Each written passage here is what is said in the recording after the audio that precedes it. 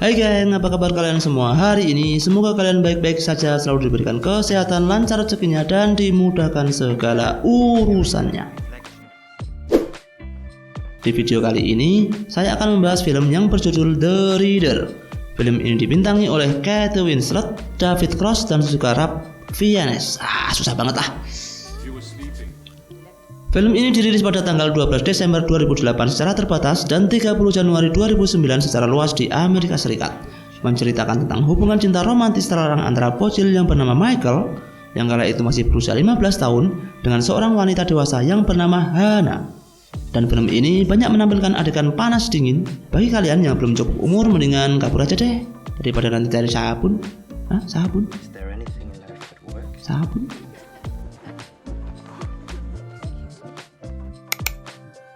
Oke guys, nggak usah lama-lama, langsung aja yuk ke alur ceritanya.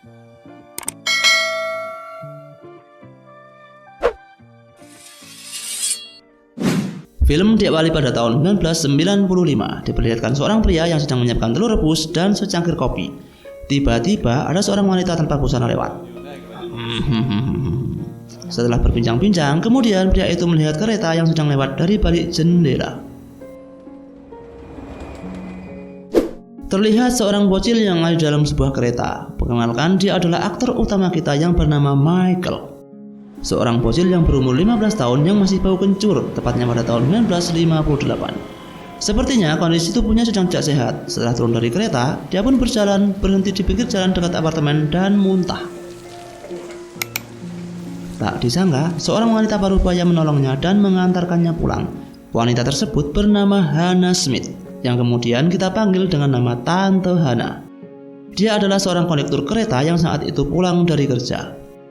Sesampainya di rumah, dia didiagnosis dokter terkena penyakit demam bintik merah dan diharuskan beristirahat di rumah beberapa bulan.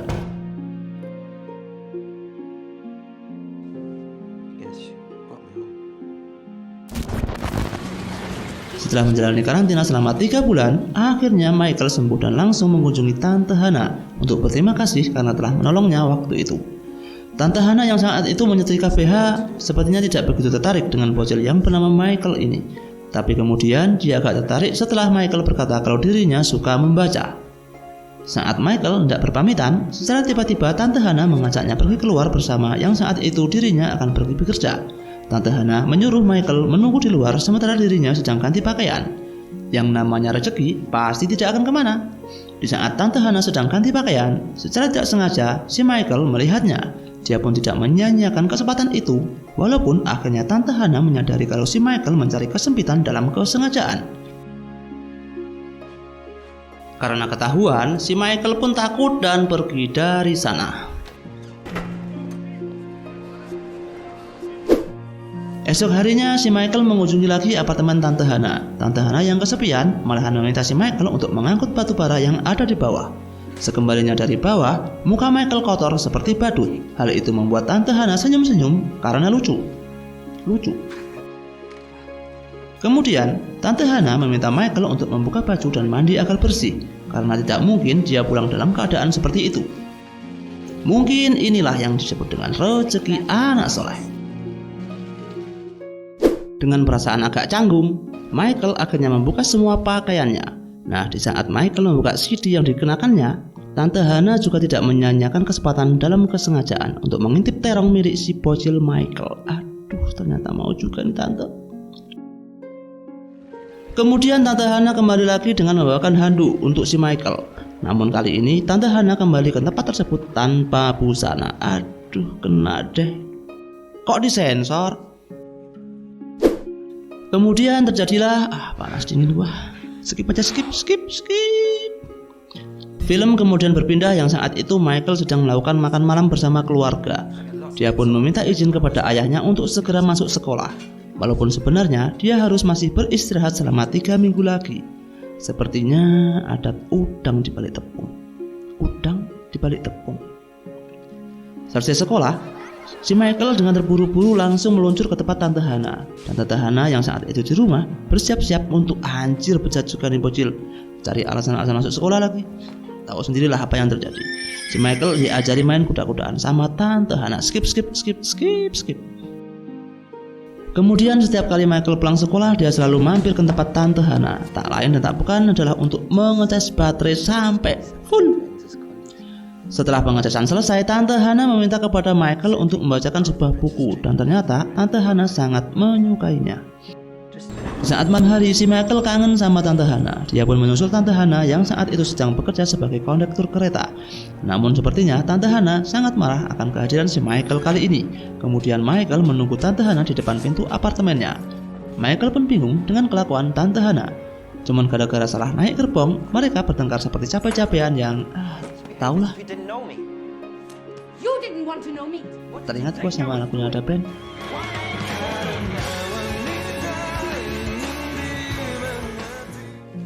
Kemudian Michael keluar dan menangis. Tahu kan si Michael masih bocil. Namun walaupun masih bocil, si Michael tidak pupus harapan. Dia kembali masuk ke dalam yang saat itu Tante Hana dalam keadaan tanpa sehelai benang di dalam bak truk. Alah, sensor lagi, kampret lu editing. Michael kemudian meminta maaf yang akhirnya membuat Tante Hana luluh hatinya. Ya udah bisa ditebak pasti dah, ngecas. Kemudian si Michael bersiap untuk mengisi baterai miliknya yang sudah lowbat. Gak ada bosan-bosannya ini si bocil. Namun mulai sekarang si Tante Hana meminta syarat, yaitu setiap kali si Michael minta jatah, dia harus membacakan buku cerita terlebih dahulu padanya. Baru kemudian Tante Hana akan memberikan jatah ngecas sampai full. Si bocil yang selalu pengen ini ya udah pasti nurut lah. Singkat cerita, setiap kali si Michael minta jatah ngecas, dia selalu membacakan buku cerita kepada Tante Hana. Dia selalu semangat membacakan buku, karena setelahnya ya tahu sendirilah. Hingga sampai-sampai Tante Hana menangis terseduh-seduh karena cerita yang dibacakan oleh Michael. Suatu ketika si Michael bosan karena itu melulu kegiatannya. Baca buku, ngecas, baca buku, ngecas lagi, ya bosen lah. Masa tiap hari ngecas terus? Si Michael mengajak Tante Hana untuk berkencan keluar. Tante Hana pun menurutinya. Mereka berdua naik sepeda menelusuri jalan sambil melihat pemandangan sekitar, yang akhirnya mereka berhenti dan makan. Tante Hana pun sedikit canggung karena berkencan bersama bocil. Apalagi yang saat itu, waiter mengira kalau Tante Hana adalah ibunya Michael. Wow, hancur bos, hancur. Tapi si Michael tak menghiraukan perkataan itu. Ia malahan mencium Tante Hana di depan umum.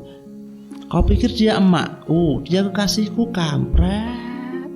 Kemudian si Michael dan Tante Hana melanjutkan bersepeda hingga sampailah di sebuah gereja. Terlihat Tante Hana menangis tersentuh haru melihat anak-anak paduan suara di sana. Kemudian Tante Hana berenang di sebuah sungai sembari si Michael menulis puisi tentang dirinya. Aduh romantisnya. Alah, sensor lagi.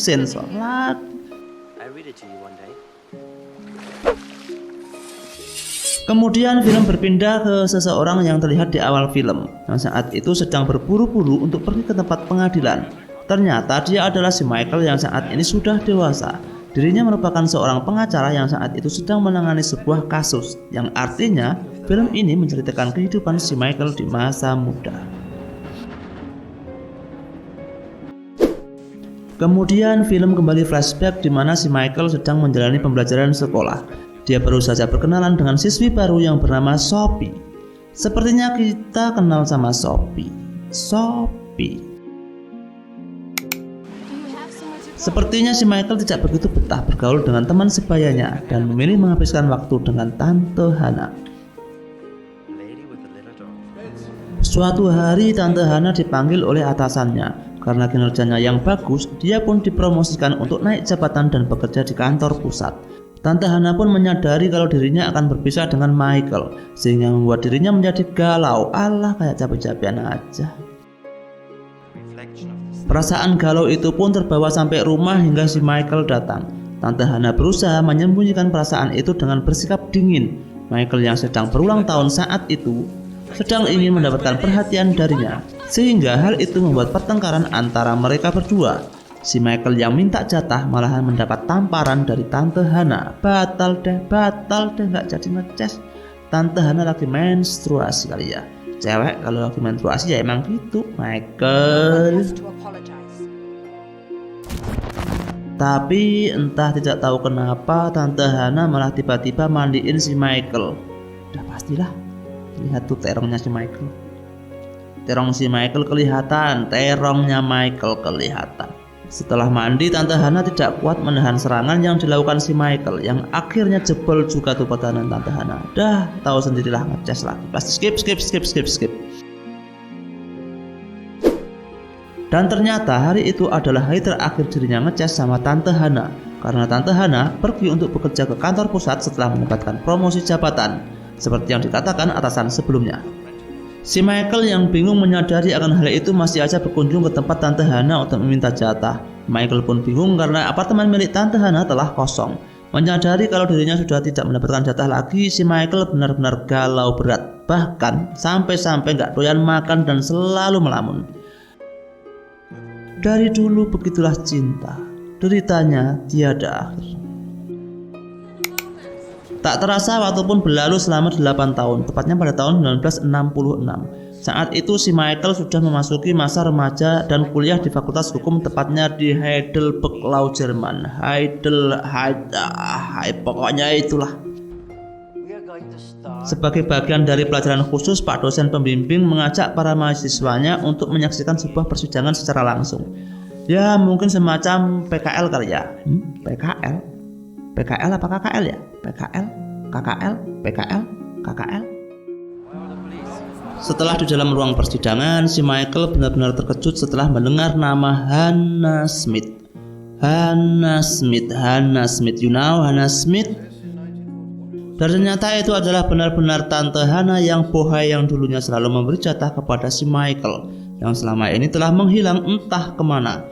Dalam sidang tersebut, Tante Hana bersama 5 wanita lainnya dituduh telah bergabung dengan tentara SS. Tahu kan SS?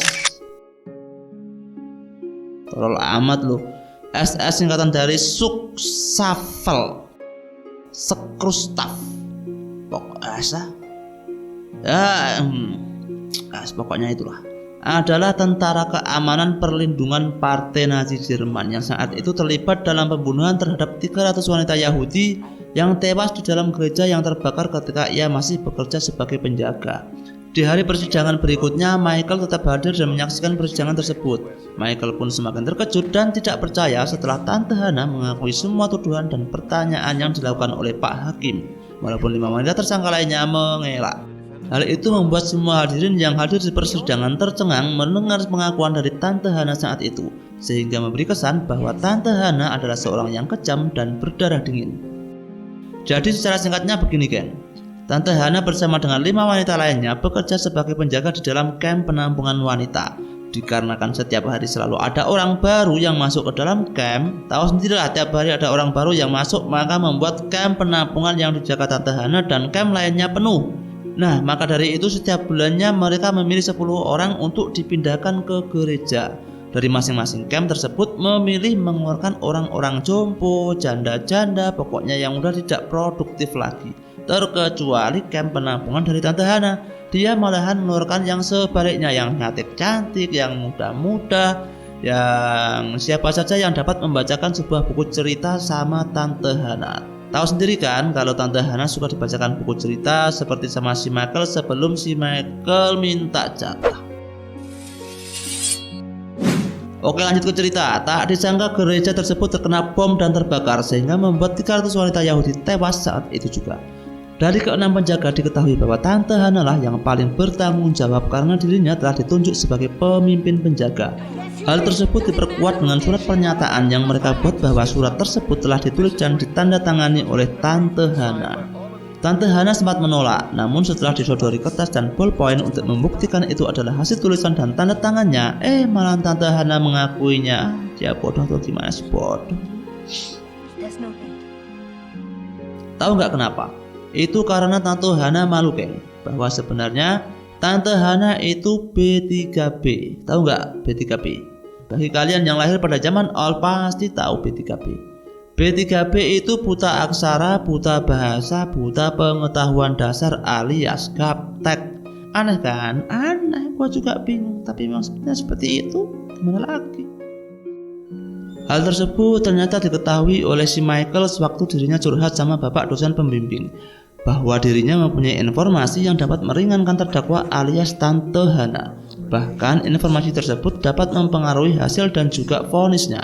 Namun, si Michael juga malu mengatakannya. Tahu kenapa si Michael malu? Ya pasti malu terbongkar lah hasil ngecasnya sama Tante Hana. Sama-sama malu. Yang satu malu karena B3B, yang satu lagi malu karena terongnya terbongkar. Kemudian si Michael berniat berkunjung untuk menemui Tante Hana di tempat tahanan terdakwa. Tapi tak tahu kenapa si Michael mengurungkan niatnya. Mungkin si Michael tidak mau lagi membuka luka lama yang telah ia kubur dalam-dalam.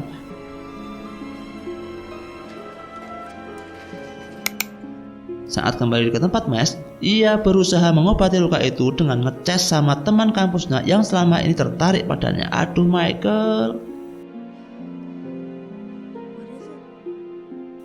Namun, ternyata hal itu belum cukup untuk mengobati dan mengisi rasa sakitnya. Ia pun masih merasa kosong dan hampa. Sedotannya kurang kali ya. Sedot. Tibalah waktunya di mana hari terakhir vonis pengadilan dibacakan. Tante Hana yang masuk dalam ruangan diteriaki oleh para hadirin yang hadir dalam ruangan pengadilan.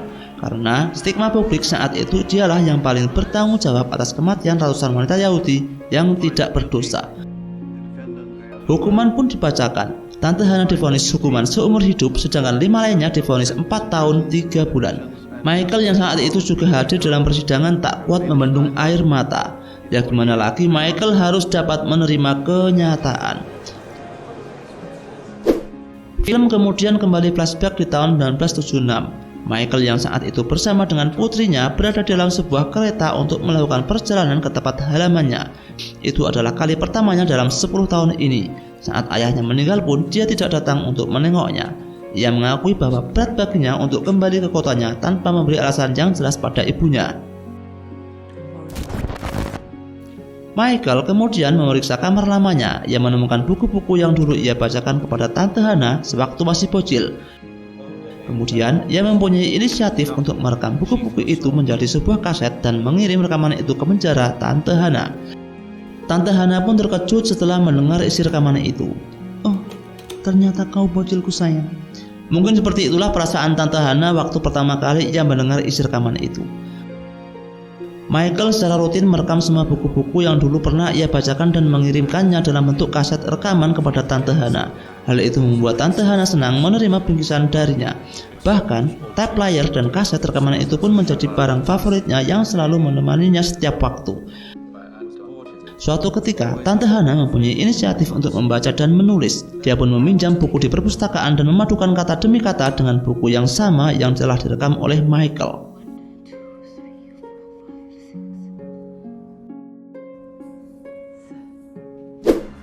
Empat tahun kemudian, tepatnya pada tahun 1980, Michael mendapatkan surat dari Tante Hana. Hal itu menandakan kalau Tante Hana sudah dapat membaca dan menulis alias tidak gaptek. Walaupun tulisan tersebut masih seperti tulisan anak TK. Surat tersebut berisikan, "Terima kasih nak dengan bingkisan yang terbaru, aku sangat menyukainya." Ya lumayanlah walaupun hurufnya masih terbolak-balik seperti ini. Hal tersebut tentu saja membuat Michael terkejut karena sekarang Tante Hana telah mengetahui baca dan tulis. Hari demi hari Tante Hana selalu mengirimi surat kepada Michael, tetapi Michael tidak pernah membalasnya. Dia hanya mengirimi rekaman-rekaman cerita dari buku-buku yang telah ia rekam. Hal itu dilakukan karena ia mengkhawatirkan kalau hubungan mereka semakin erat, sedangkan kondisinya tidak memungkinkan untuk itu. 8 tahun kemudian, tepatnya pada tahun 1980, Michael mendapatkan telepon dari seorang wanita petugas administrasi penjara. Karena perlakuan yang baik selama di penjara, Tante Hana mendapatkan pengurangan hukuman dan akan dibebaskan. Petugas itu menelepon karena selama ini hanya dialah satu-satunya orang yang masih mempunyai kontak dengan Tante Hana. Petugas tersebut meminta tolong mengurusnya di masa transisi setelah Tante Hana bebas nanti. Tak tahu kenapa, Michael menutup telepon tersebut dan tidak memberi jawaban yang pasti. Mungkin Michael takut CLBK kali ya. CLBK. Kemudian Michael merenungkan dalam-dalam akan keputusan yang ia ambil. Apa yang bisa aku lakukan dengan wanita tua itu sekarang? Mungkin seperti itulah pikiran Michael kali ini. Tak disangka ternyata Michael memutuskan untuk menemui Tante Hana yang sudah tua renta itu di dalam penjara. Ini adalah pertama kalinya ia menatap muka langsung dengan Tante Hana setelah berpisah selama bertahun-tahun lamanya.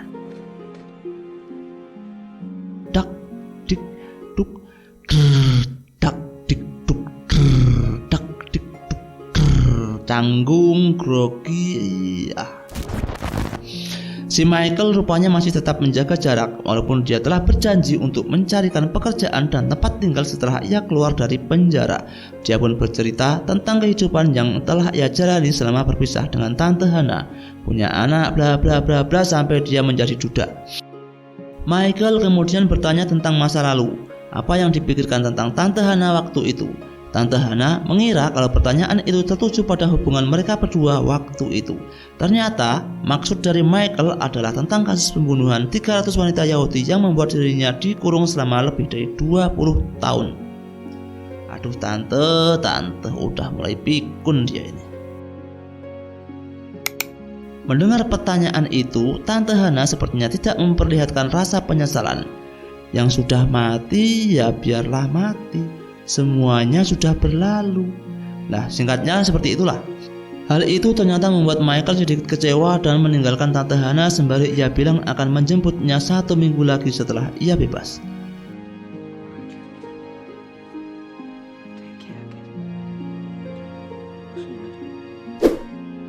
Setelah melihat sikap dingin dari Michael, Tante Hana merenung dan memutuskan untuk bunuh diri.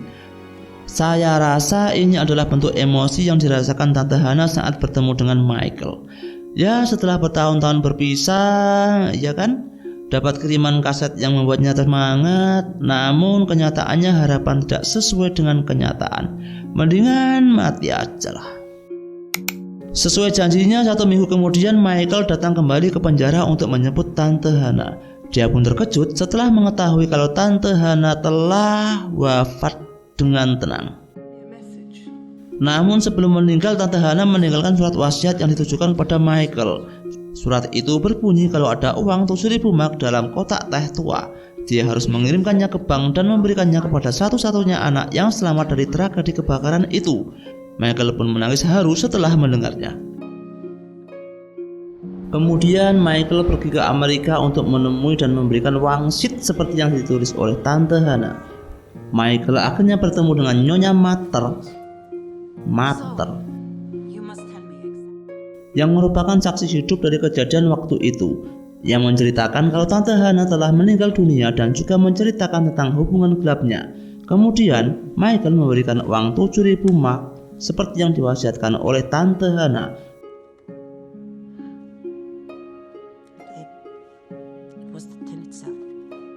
Tapi kenyataannya hal yang berharga di sana bukanlah uangnya, melainkan sebuah kaleng yang menyimpan uang tersebut. Karena kaleng tersebut adalah milik Nyonya Mater yang dulu pernah diambil oleh Tante Hana sewaktu dirinya masih menjadi tahanan camp SS. Nyonya Mater menyuruh Michael untuk mengambil uang itu kembali karena Nyonya Mater tidak membutuhkannya saat itu. Kemudian Michael mengambil kembali uang tersebut dan atas izin dari Nyonya Mater, Michael menyumbangkan uang tersebut ke sebuah yayasan buta huruf Yahudi atas nama Tante Hana.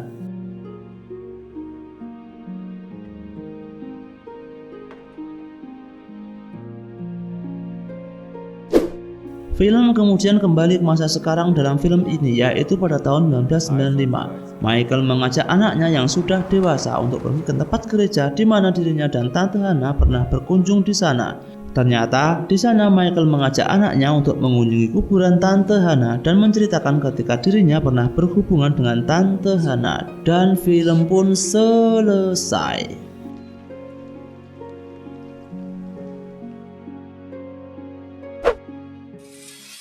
Nah, itulah alur cerita dari film The Reader.